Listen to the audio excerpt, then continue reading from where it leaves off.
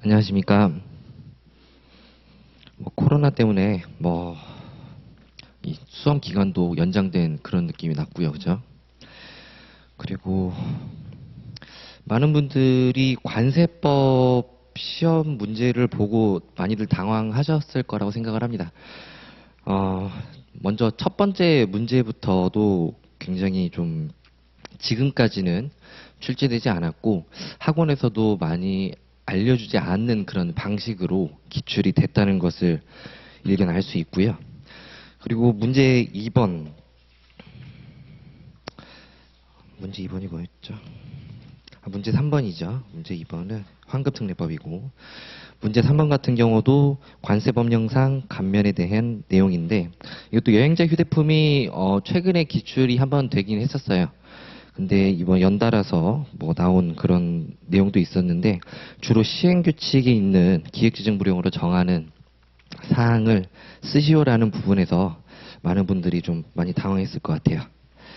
그리고 문제 4번 같은 경우, 문제 4번 같은 경우에는 관세법 조사와 관련된 파트인데 많은 분들이 제12장 조사와 처분에 대한 파트를 잘 안 보세요. 특히 조사와 관련된 부분은 더 안 보시고 통고 처분과 관련된 내용은 좀 많이 보시는 편인데 그 중에서도 그래도 조사와 관련해서는 압수물품과 관련된 내용, 압수물품에는 어떻게 처분하는지, 유실물 공고는 어떻게 하는지 그러한 내용들은 모의고사에서도 기출을 했듯이 따로 묶어서 낸 적이 한 번 있었죠. 그리고 이 부분은 상당히 좀 강조를 많이 한 편이고요. 그리고 여러분들이 공부하시기에도 상당히 재미있는 부분이기도 합니다. 그래서 이 부분은 좀 문제 4번 같은 경우는 다들 잘 적으셨을 거라고 생각을 해요. 자, 문제 5번 같은 경우에는 보세 판매장과 관련된 내용인데 많은 중요한 내용들이 있음에도 불구하고 특히나 이번에는 그 입국장 면세점과 관련된 내용이 나올 수도 있었으나 그런 내용을 쓰지는 않고 공고와 관련된 내용 그리고 보세 판매장에서 판매 제한 물품 네, 공고와 관련된 내용하고 판매 제한 물품 이렇게 두 가지의 논제가 주어졌었네요. 자, 문제 6번 같은 경우에는 무역 원활화와 관련된 내용인데 통관 절차에 있어서 이제 국제협력 파트에 무역 원활화 부분이 나오는데 이 부분은 거의 안 나올 거라고 생각은 하고 있었죠. 거의 안 나올 거라고 생각은 하고 있었는데 다만 법률에 있는 내용 정도는 암기식을 따신 분이 있다면은 좀 꼼꼼히 보셨던 분들이 있다면은 이 부분은 좀 잘 적으셨을 거라고 생각을 하고 그리고 시행령 부분에 있는 내용 같은 경우에는 위원회 내용이죠. 위원회 내용 중에서도 제가 이 위원회 부분은 대부분 스킵을 하고 건너뛰고 갔었어요. 근데 무역위원회 이런 위원회 같은 경우는 최소한 여러분들이 보실 때 위원회에서 하는 일 정도 그 정도만 짚고 넘어가라라고는 언급을 해드렸으나 이렇게 나올 거라고는 예상하지는 못했던 그런 문제들이죠. 저뿐만이 아니고 많은 수험생들이나 아니면 강사님들도 이번 올해 관세법 문제에 대해서 상당히 안타까운 생각을 가지고 있습니다. 문제 1번부터 한번 보겠습니다. 큰 주제 자체는 채권 확보였고요.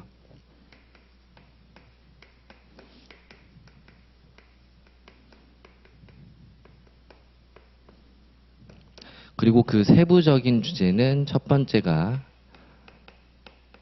가산세와 관련된 내용이었고 두 번째가 담보와 관련된 내용 세 번째가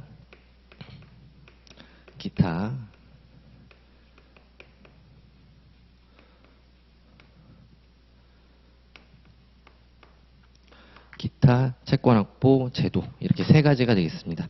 가산세 부분은 개정사항도 많았고 특히 가산금이 사라지고 41조에 있는 가산금이 사라지고 42조의 가산세로 편입이 되었죠. 그렇기 때문에 많은 수험생들이 이 가산세 부분에 대해서 50점짜리로 준비를 하거나 아니면 10점짜리로 준비를 하는 경향이 상당히 많았을 거예요. 예, 합격권에 있으신 분들은. 이 부분은 일반적으로 잘 썼을 수도 있는데 문제점이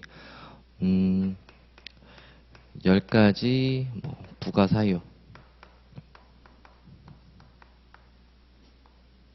해당하는 부분이 많이 까다로웠을 거라고 생각을 합니다. 왜냐하면 과산세 같은 경우는 우리는 일반적으로 5가지로 분류를 했으나 5가지 정도로 분류를 했으나 10가지라고 언급을 했으므로 부가 사유, 특히 부가 사유에 대해서 10가지라고 언급을 했으므로 많이 당황을 하셨을 것 같은데요. 그래도 여러분들이 이 1번 문제, 20점이죠. 여기서 공부를 하셨던 분이라면은 최소한 뭐 5가지에 대해서 다 쓰시기는 하셨을 거니까 최소한 10점에서 한 13점? 요 정도는 아마 맞았을 거라고 생각을 합니다. 뭐 이 10가지에 대해서 여러분들이 잘 못 썼더라도 일반적으로 우리가 가산세에 대해서 쓰시오라고 했으면 42조에 있는 그 법조문 내용을 좀 바르는 형식으로 암기했던 내용을 전부 다 토해내는 형식으로 기술을 하셨을 건데 그렇게 된 경우에는 시간이 많이 부족한 경우에 좀 봉착을 하게 돼요. 그렇게 적었다면은 뭐 좀 시간적인 문제 때문에 관세법에서 많은 어려움을 겪었을 것이고 다만 이번 출제 경향상 딱 물어보는 것만 쓰면은 거기에 대해서 점수가 있는 것 같은 느낌을 줬기 때문에 여기에 대해서는 10가지 사유를 다 써주셨으면은 좋았을 것 같습니다. 가산세를 제가 한번 나눠보도록 할게요. 일단 42조 가산세가 있었는데요. 42조 가산세가 있었는데 여기에서 대표적인 게 사유, 부가 사유라고 했으니까 수정신고라든지 또는 경정이라든지 이러한 사유를 쓰셨어야지 아마 점수로 들어갔을 거라고 생각을 합니다.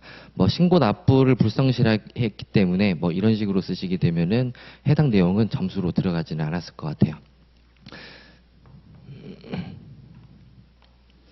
그리고 여기에 따른 뭐 부정한 방법,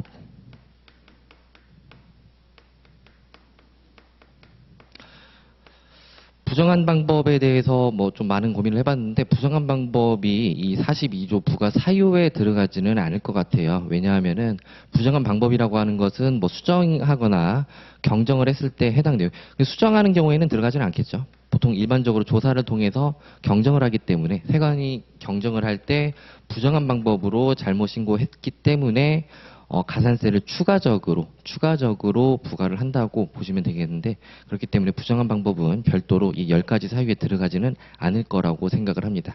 다만 뭐 경정이라든지 수정 이런 내용을 쓸 때 여기에 부정한 방법에 대한 내용을 추가 서술해 주시면은 괜찮을 것 같습니다. 자, 세 번째는 무신고죠. 여기 무신고에는 뭐 여러 가지가 있는데 여기에서 특정 지어서 제16조 제11호에 따른 무신고 뭐 이런 식으로 특정 조항을 언급을 해주시는 편이 좋겠습니다. 왜냐하면은 16조의 각 코에 해당하는 내용 같은 경우에는 전부 다 무신고를 하고 우리나라에 수입되는 경우에 해당을 하기 때문에 이 무신고 가산세가 부과되는 경우는 제 16조 11호에 한정돼서 이 가산세가 적용된다라고 이해를 하시면 될 것 같아요.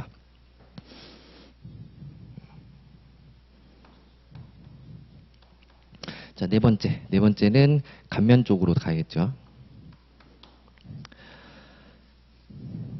이거는 이제 재수출 조건부로.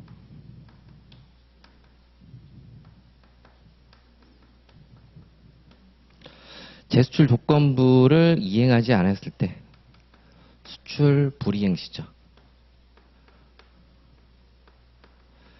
가산세가 부과되겠고요. 그리고 통관 파트로 가서 241조죠. 조에 따른 신고 지연 가산세 그리고 이거는 일반적인 물품 그러니까 수량이 정해져 있고 일회성으로 계속 들어오는 물품에 같은 경우에 일반 물품의 경우에 신고 지연과 관련된 내용이고 연속 통관 물품과 관련된 내용이 있었어요.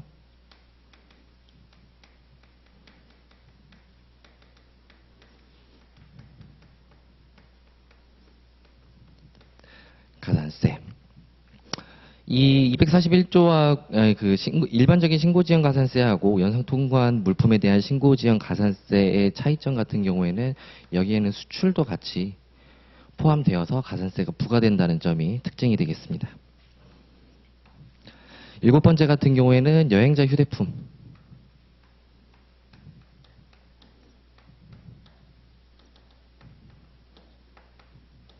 무신고 가산세가 되겠고요. 그리고 8번째 같은 경우에는 뭡니까?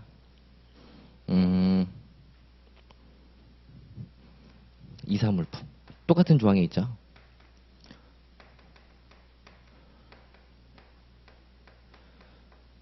무신고와 관련된 내용이 있을 것이고. 그 다음에 9번째에는 뭐가 있습니까?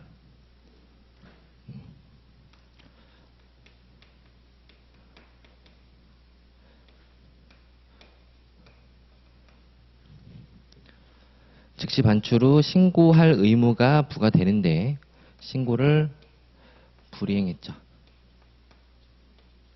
신고를 불이행하는 경우에 가산세. 그리고 마지막 10번째가 뭐였죠?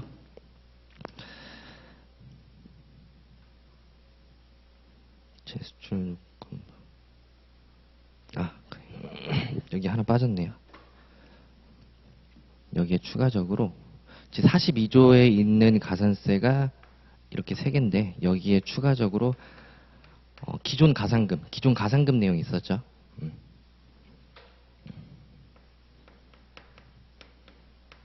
납부를 지연하는 경우에 가산세와 관련된 내용이 있겠습니다. 그래서 총 10가지로 보시면 될 것 같아요. 뭐 이런 식으로 나누지 않고 일반적으로 뭐 42조 1항에 대한 가산세, 뭐 2항에 대한 가산세, 뭐 3항에 대한 가산세 뭐 이런 식으로 나누실 수도 있는데 그랬을 경우에 어느 정도 부분 점수는 확보를 할 수 있으니까 이 10가지 사유에 대한 점수는 그렇게 큰 변별력은 그렇게 없을 것 같습니다.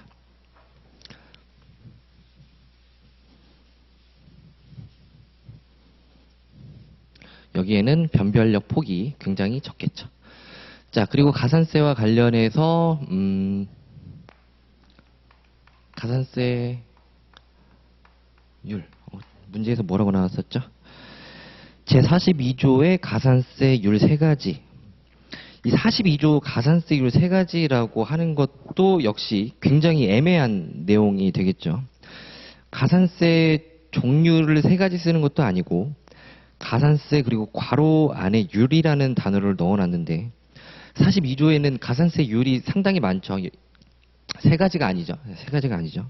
그러면은 그렇게 많은 율 중에서 3가지만 쓰면은 답이 되는 건지 아니면은 뭐 3가지 경우 1, 2, 3항을 쓰라는 그런 내용인 건지에 대해서 좀 고민을 하시는 분 있었을 것 같은데 일반적으로는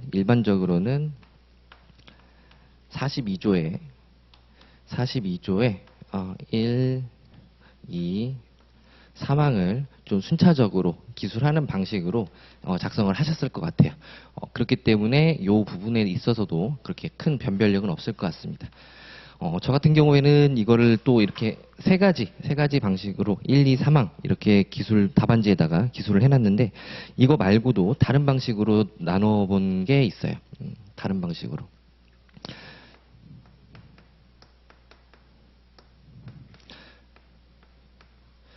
가산세율이라고 했을 때 이거에 대한 뭐 퍼센테이지가 중요하다고 생각하는 것보다는 42조의 가산세에 대해서 쓰시오라고 언급을 했으니까 이거를 3종류로 나눠보게 되면은 징벌적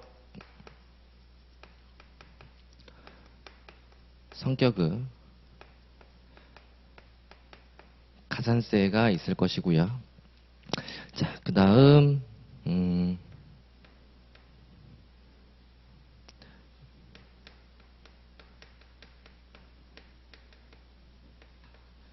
이자 성격의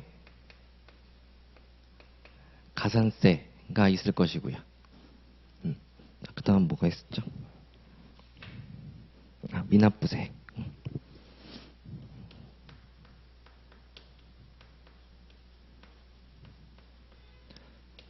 대한 가산세.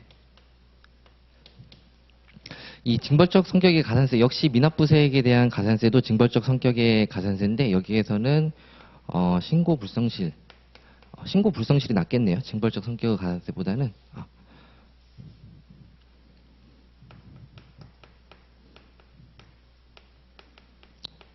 신고 불성실에 따른 징벌적 성격의 가산세 그리고 미납부세액에 대한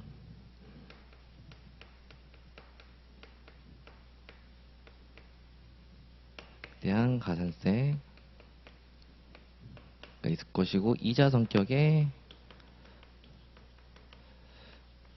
가산세 뭐 이런 식으로 묶어도 어차피 여기 42조 1, 2, 3항에 있는 내용이 전부 들어가기 때문에 뭐 이런 식으로도 제가 별도로 분리는 해봤으나 뭐 이렇게 적을 거라고는 뭐 절대 수업 시험장에서 그렇게 여겨질 수는 없겠죠. 자, 하지만 한번 봅시다. 신고 불성실 가산세 같은 경우에는 일반적으로 징벌적 성격에 10%가 부과되고 부정한 방법에 따른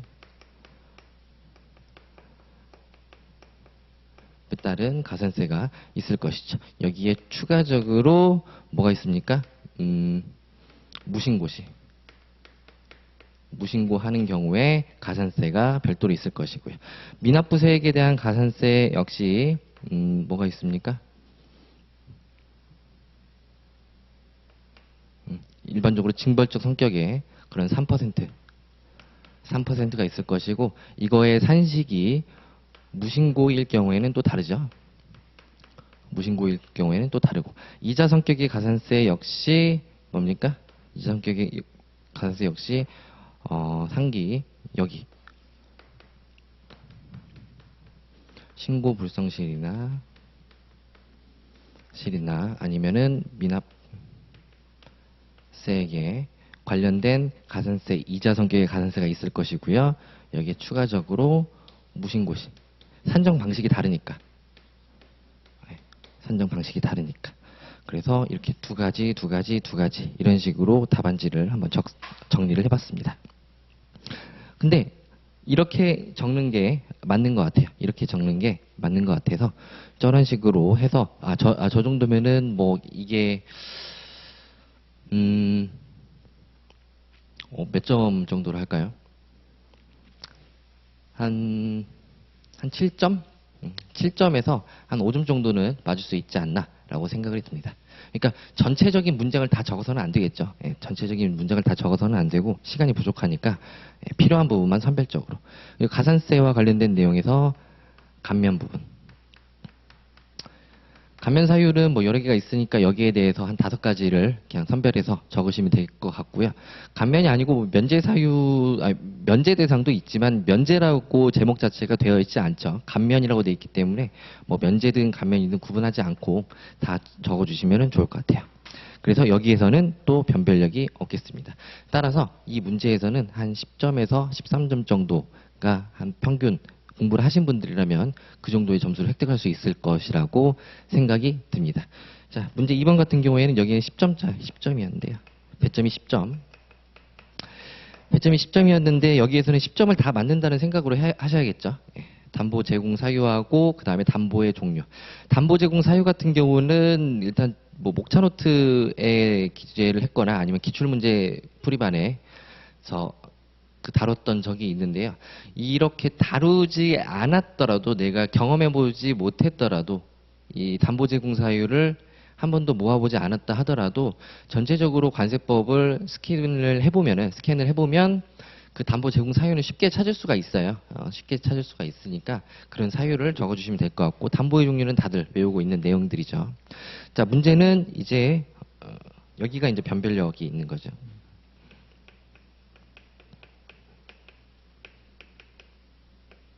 변별력.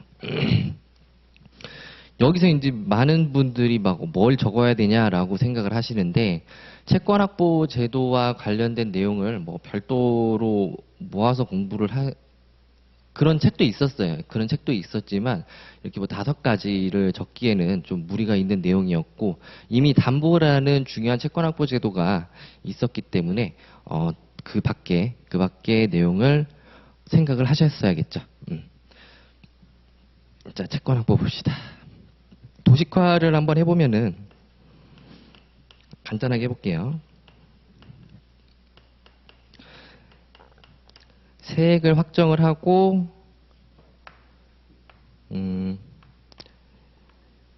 납부 이행을 하죠. 그러면 이제 여기서 납세 의무가 소멸하게 되는데 이 이행을 불이행하는 경우 불이행하는 경우를 우리는 체납이라고 알고 있고요. 이 체납과 관련된 내용이 체납처분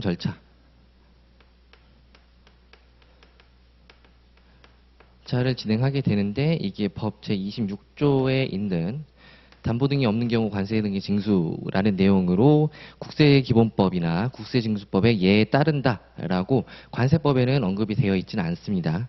이런 식으로 체납처분 절차를 진행할 수가 있고요. 그리고 가산세가 부과가 되는데 가산세 같은 경우는 위에서 언급을 했고 기타 채권확보 제도라고 말을 했으니까 가산세를 언급해서는 안 되겠죠. 여기에 플러스 체납처분에 유예 제도가 있는데 이거는 일반적인 체납처분 절차하고는 성격이 다른 채권확보 제도인 거죠. 체납처분 절차라는 것은 그 일반 납세자의 일반 재산을 처분을 해서 그것을 체납 관세에 충당하는 제도라고 한다면 체납처분 유예 절차는 그러한 체납처분을 하지 않고 그거를 풀어줌으로 인해서 이 사람이 사업을 영위해서 그거를 갚아나갈 수 있게끔 하는 제도가 되겠죠. 그러니까 채권확보 제도는 맞고 체납처분 절차하고는 구분이 돼야 하는 그런 절차라고 볼 수 있겠습니다. 자, 그리고 또 뭐 있어요? 체납자에 대한 제재 수단이 있겠죠.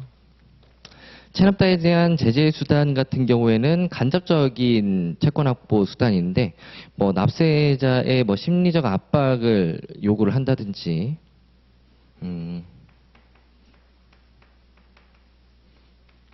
심리적으로 압박할 수 있는 제도가 뭐가 있겠습니까? 크게 보면 2가지로 나눠 볼 수 있겠죠. 고액상습 체납자의 명단 공개.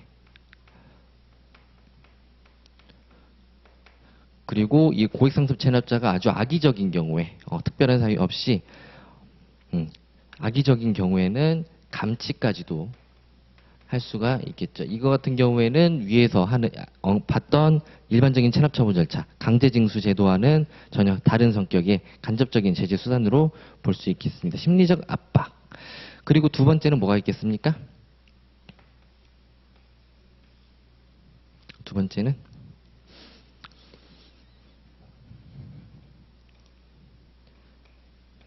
재산은 해외 도피를 방지하는 제도가 있죠. 재산은 해외 도피를 방지하는 제도. 해외 도피를 방지하기 위해서 뭡니까? 외국에 재산이 있거나 그런 사람 같은 경우에는 출국 금지를 시켜버리는 거죠. 이거 같은 경우는 그 출국 금지 제도 같은 경우는 이런 심리적 압박의 요소보다는 해외 도피를 방지를 함으로써 이 사람에게 체납처분 대상 재산을 해외로 도피시킬 수 없도록 제재하는 수단이니까 이 심리적 압박하고는 다른 방식으로 채권을 확보하는 수단이라고 볼 수 있겠죠. 자, 이렇게까지 쓰신 분들이 그래도 잘 쓰신 분들이에요. 이렇게도 못 쓰신 분들이 상당히 많습니다. 뭐 여기에 추가적으로 뭐 관세징수의 우선이라든지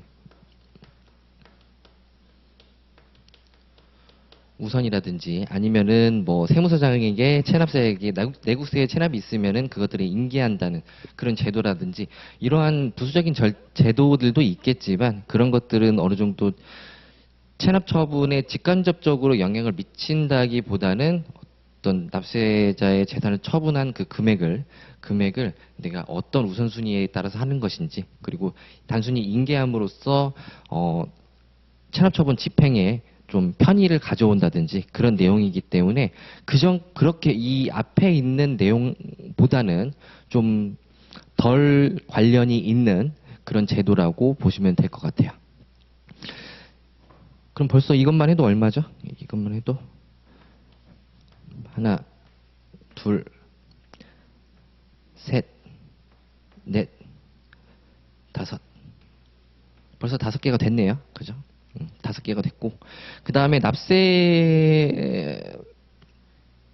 세액의 확정 부분에 있어서도, 채권 확보와 관련된 내용이 있는데, 그것의 대표적인 게 납세 의무의 확장이죠.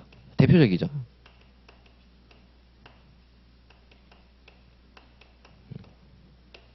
그 다음에 사전세액 심사제도.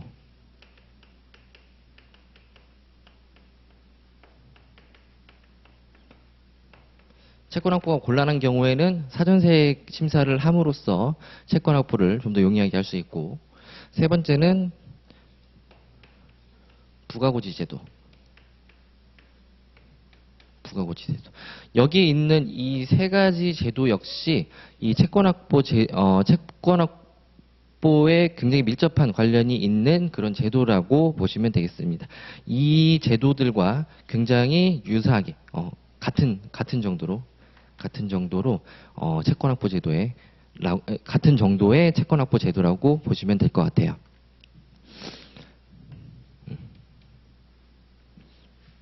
자, 그리고 또 뭐 있을까요? 세액심사와 관련해서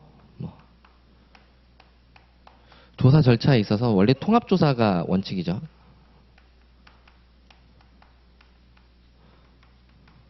통합조사가 원칙인데 특별한 사유가 있는 경우에 체납세액을 긴급하게 징수해야 될 필요가 있는 그런 경우에는 통합조사를 하지 않고 일부 조사를 할 수 있도록 하는 제도도 역시 채권 확보와 관련된 제도가 되겠고요.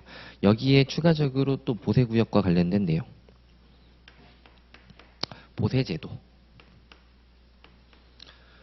보세제도라는 것은 일반적으로 외국으로부터 우리나라에 도착한 물품을 외국 물품이라고 하는데, 이것들이 1년의 절차에, 세관에서 정하는 1년의 절차에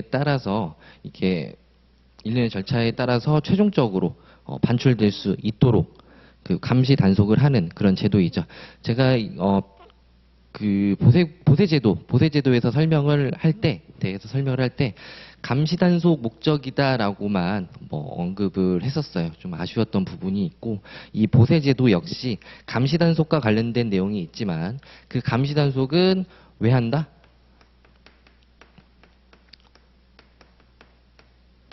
감시 단속은 왜 한다? 감시 단속의 사유에 채권 확보 목적도 있다. 왜냐? 이것들의 불법 반출이 일어나게 되면은 뭡니까? 관세 채권의 유실이 일어나게 되죠. 그런 것들을 방지하기 위해서 이런 보세 제도도 운영하고 있다. 이렇게 언급을 해주시면 좋을 것 같아요. 그러니까 여러분들이 하나, 둘, 셋, 그리고 여기 8개, 그리고 보세 제도 9개, 이 중에 5개까지만 언급을 하셨다면 그래도 상당한 점수를 받으실 수 있을 거라고 생각을 합니다. 근데 많은 분들이 이러한 채권 확보 제도에 대해서 좀 기술을 못 하셨을 수도 있다고 생각을 해요. 왜냐하면은 그냥 단지 납세자의 권리에 있는 고액상습 체납자의 고액상습 체납자의 감치 이런 식으로 별도로 생각을 하고 이러한 도식화를 통해서 이런 부분에 연계가 되는구나 라는 것들을 좀 아셨어야 됐고, 그리고 결과적으로 그 체납처분과 관련된 50점짜리 문제를 제가 좀 기출을 한 2번 정도 냈었는데, 그렇게 한번 모아보지 않았다면은 좀 생각하기 어려운 내용이 아니었을까라고 생각이 듭니다.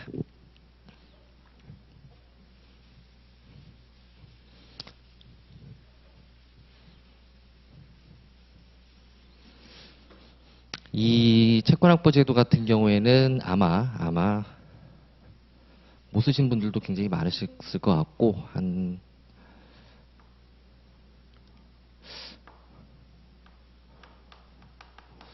5점에서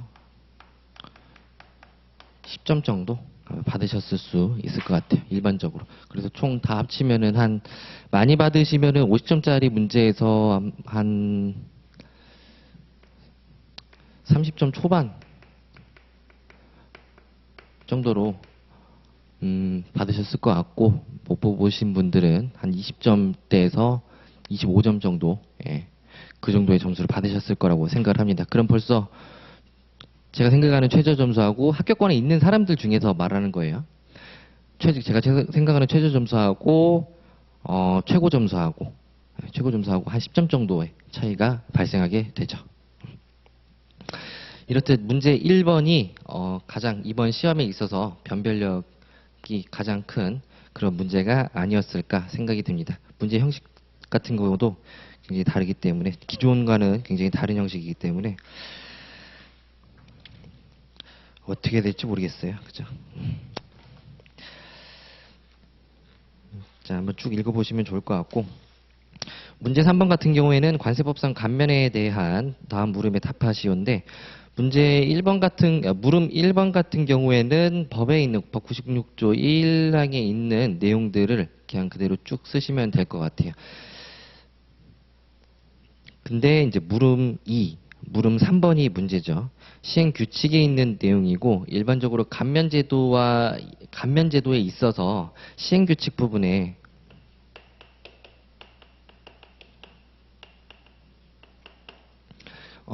법률에는 어떤 내용이 나오죠? 감면 대상 상이 나오고, 그 다음에 시행 규칙에는 감면 신청이 나오는데, 여기에서 그 감면 신청이라고 하는 것은 일반적으로 감면을 어떻게 신청하느냐에 대한 내용이 아니죠. 대부분 어떤 내용이냐면 신청 시 서류,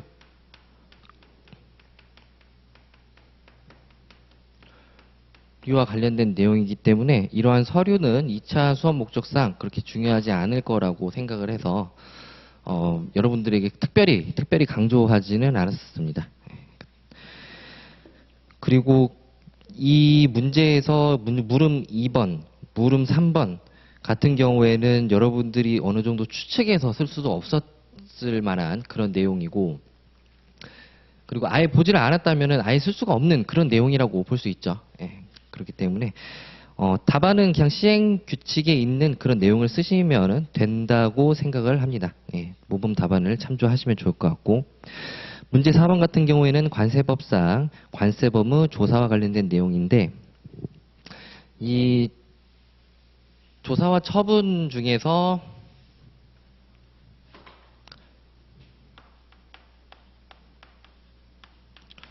처분 12장이죠. 여기에는 이제 조사 절차가 나오는데, 조사 절차에 세 가지가 어떤 게 있죠? 사람 조사하는 거 있었고, 그 다음에 수색이나 검증이 있었고, 이러한 내용들을 통해서 여기 조사 과정에서는 안 나오죠. 장소, 그리고 신변을 수색하는 내용이 나오고, 이러한 과정에서 나온 물품을 압수할 수 있는 내용이 있으며, 이 압수 물품에는 매각, 그 다음에 폐기, 그 다음에 국고, 귀속. 매각 같은 경우에는 이제 환가대금을 보관하도록 되어 있죠. 보관이나 공탁을 하도록 되어 있습니다. 이러한 절차를 알려드렸었고, 이 중에서도 특히 압수 물품 같은 경우에는 여기에 추가적으로 처분과 관련된 내용이 있었어요. 압수 물품의 반환이죠. 이렇게 10점짜리로 한번 낸 적이 있었는데, 이 반환 부분은 나오지는 않고 조사 부분에서 매각, 폐기, 국고, 기속 이렇게 나왔습니다. 해당 문제는 좀 단순했고요. 조사 파트를 그렇게 공부를 하지 않으셨던 분이라 하더라도 이런 압수 물품에 대해서는 상당히 관심이 많으셨었기 때문에 많은 수험생들이 이 부분은 충분히 여러분들이 한 거의 10점에 가까운 점수를 획득할 수 있었을 거라고 생각을 합니다. 자,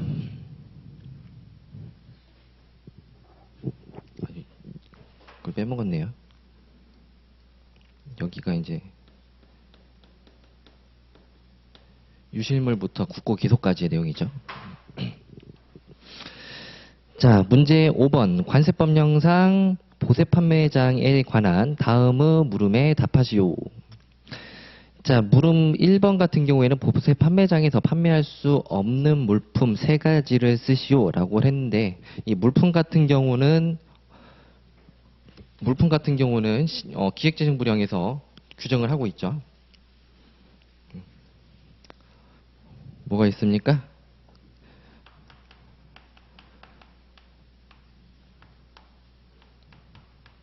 판매 제한 물품에는 3종류가 있는데, 첫 번째는 뭐죠?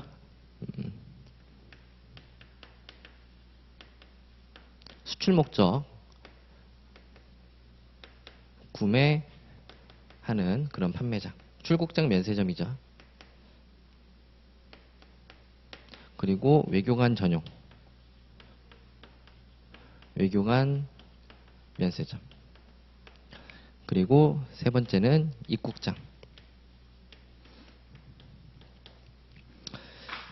수출 목적으로 판매하는 그러한 보세 판매장에서는 세 가지의 제한 대상을 두고 있죠. 시행규칙에서는 2가지로 나누고 있는데, 마약류, 수출입 금지 물품, 그다음에 총포동검에 따른 관리 대상 물품, 이렇게 3가지인데, 이러한 대상 같은 경우는 여러분들이 좀 많이들 잘 알고 계시는 대상이라고 생각을 해요. 왜냐하면 여기뿐만 아니고 어디에서도 이것들을 규제를 하고 있죠. 승객예약 자료의 제공, 승객예약 자료 제공에 있어서도 이 반출 목적 보세 판매장에서 판매를 제한하고 있는 그 3가지 물품에 대해서 역시 규정을 하고 있습니다. 그렇기 때문에 이 부분은 반드시 맞춰야 되는 그런 내용이 되겠고, 외교관 면세점 여기에서 뭐라고 물어봤냐면은 196조 1항에 의거한 이라고 했으니까 외교관 면세점도 포함이 될 것인데, 외교관 면세점에서는 특별히 제한 물품을 두고 있지는 않죠. 다만 외교관 면세점에서 판매할 수 있는 물품에 대해서 언급을 하고 있기 때문에 여기 외교관 면세점은 이 문제에서 제외가 된다고 보시면 되겠습니다. 그리고 세 번째 입국장 면세점 같은 경우에는 여기에 추가적으로 3가지를 더 규정을 하고 있죠.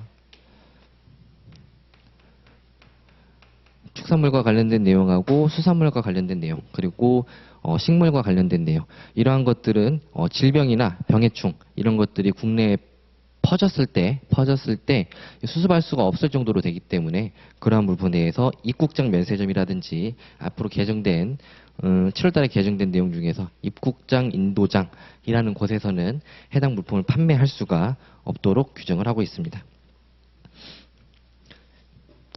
자, 여기까지 3가지 쓰는 거는 쉬웠어요. 근데 3점. 근데 보세 판매장 특허 절차에서 보세 판매장 설치 운영에 관한 특허를 부여할 필요가 있는 경우 공고해야 할 사항이라고 했는데, 이 공고해야 할 사항 같은 경우에는 저 같은 경우 등 처리를 해서 암기를 하자. 왜냐하면 절차를 우리가 기술을 해야 될 필요가 있을 때, 절차를 기술할 필요가 있을 때 그러한 사항 등을 공고해야 된다라고 써야 되기 때문에 그런 식으로만 여러분들에게 말씀을 드렸습니다. 근데 이 공고 사항에 대해서는 충분히 여러분들이 추측을 할 수 있는 내용도 있었을 거예요. 그렇기 때문에 추측된 범위 안에서만 좀 최선을 다해서 기술을 하려고 했다면은 여기에서 상당히 많은 부분이 점수를 획득할 수 있을 것이라고 생각이 듭니다. 아까 문제 3번에서 했던 그런 제출 서류라든지 여행자 휴대폰 중에서 이제 별송품, 이사물품 이런 거 관련된 내용이라든지 면제 절차라든지 이런 것과는 다르게 충분히 추측해서 좀 써볼 수 있는 그런 내용이 되겠고요. 그리고 공고의 주체 같은 경우는 관세청장이 되겠죠. 자, 문제 6번 관세법령상 통관 절차 등의 국제 협력에 관한 다음 물음에 답하시오. 문제 6번 같은 경우에는 이 부분은 특별히 좀 모의고사에서 강조를 한 적도 없고, 그리고 수업 시간 때 언급은 한 적이 있었죠. 언급은. 예, 이 무역 원활화와 관련된 내용 중에 최소한 법률에 있는 내용은 암기식을 따고, 그 다음에 꼭 이 위원회가 나오면은 위원회에서 하는 일 정도만 한번 읽어보시라라고 했는데, 예측은 하지는 못했죠. 이렇게 좀 지엽적인 문제가 나올 거라고는 예측은 하지 못했지만 그 법률에 이제 법령집으로 공부하시는 분들은 법률에 있는 내용이 굉장히 중요하다는 거는 이미 알고 있기 때문에 그런 분들은 여기에서 암기식을 좀 따서 공부를 하시지 않았을까라는 생각이 듭니다. 이런 것 같은 경우에는 전혀 예측을 해서 쓸 수 있는 그런 내용이 아니죠. 하지만 이 무역 원활화와 관련해서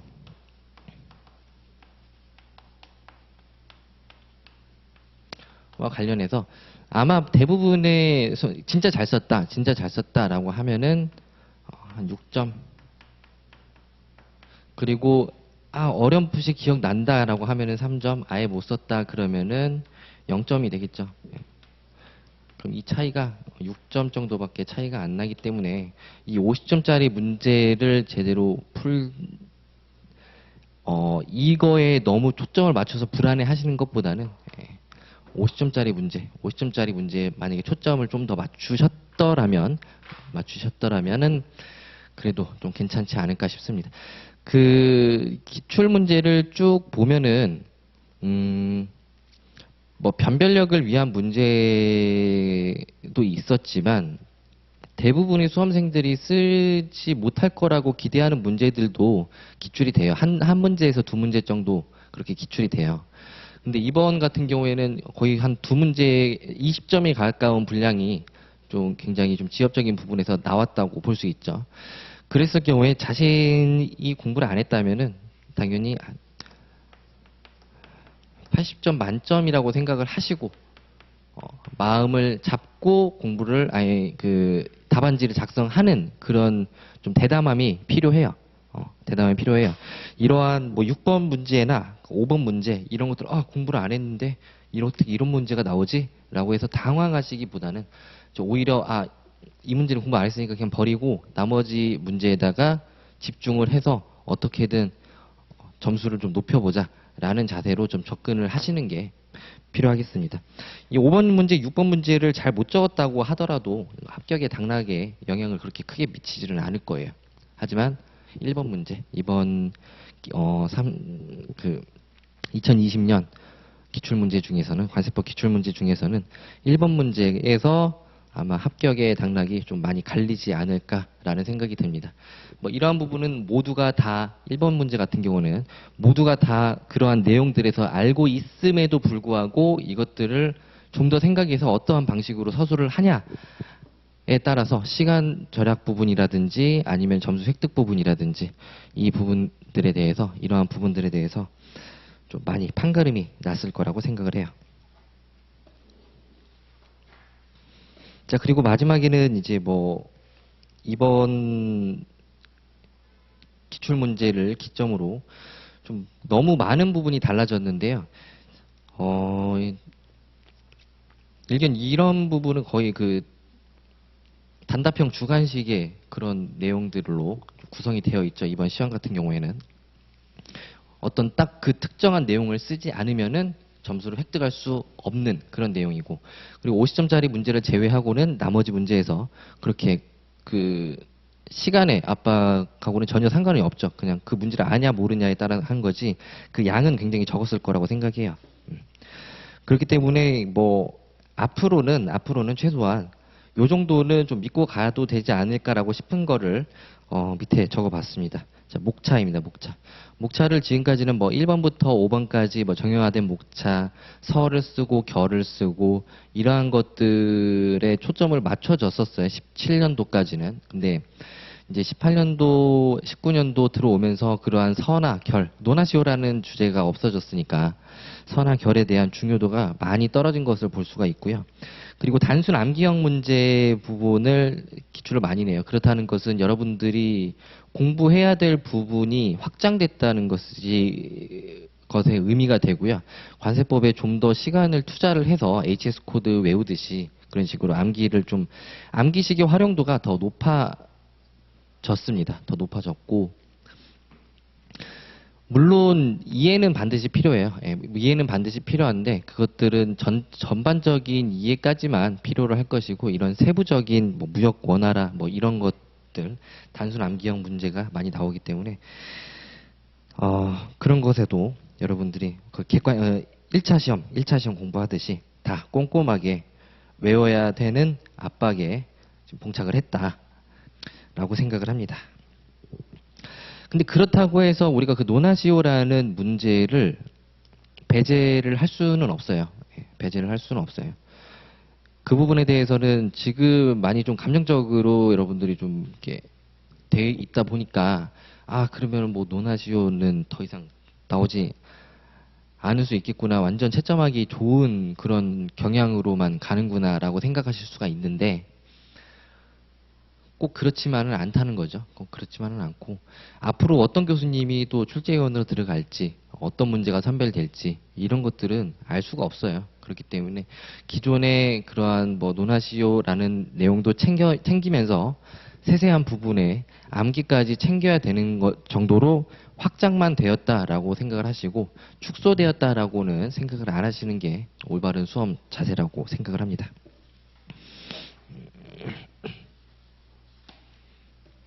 그리고 1번 문제 같은 경우에는 충분히 그 논술 문제로 나올 수가 있었어요. 채권 확보와 관련된 내용을 논술형으로 낼 수가 있었는데, 그냥 뭐 10가지 쓰시오, 뭐 몇 가지 쓰시오라고 굉장히 지엽적으로만 세부 목차를 나눠놔가지고 논술 문제가 더 이상 논술 형식으로 되지는 않았죠. 하지만 1번 문제 같은 경우에는 상당히, 제가 생각했을 때는 상당히 좋은 문제였다라고 생각을 합니다. 신선했죠. 뭐 가산세 10가지 사유에 대해서 쓰시오, 부가 사유에 대해서 쓰시오, 이런 거라든지. 네. 이 첫 번째 이 문제가 가장 좀 참신했던 것 같아요. 자, 그리고 개인적으로 뭐 최종 평은 뭐 앞으로는 이렇게 안 나왔으면 좋겠지만, 개인적으로 이런 식으로 뭐 단답형 주관식으로 안 나왔으면 좋겠지만, 그렇게 생각을 희망사항을 가지고 준비를 할 필요는 없고, 저 역시도 강의를 그러한 희망을 가지고 준비할 필요는 없다고 생각을 합니다. 그렇기 때문에 저 역시도 강의를 준비할 때 좀 더 암기식 같은 거에로 좀 더 확장을 시키고, 암기식 같은 거를 좀 여러분들에게 좀 많이 알려줄 수 있도록 확장도 시키고, 그리고 해당 뭐 각각 조문에 대한 설명 같은 경우에는 여러분들이 암기하는데 좀 더 편해질 수 있으니까 그런 부분은 절대 빼지는 않고 강의를 하려고 합니다. 자, 여러분들 뭐 고생은 많이 하셨고요. 뭐 이번 문제로 더 혼란스러워졌을 수 있겠지만, 그래도 최선을 다하게 된다면, 상대평가이기 때문에 최선을 다하신다면은 그래도 좋은 결과가 있을 거라고 생각을 합니다. 감사합니다.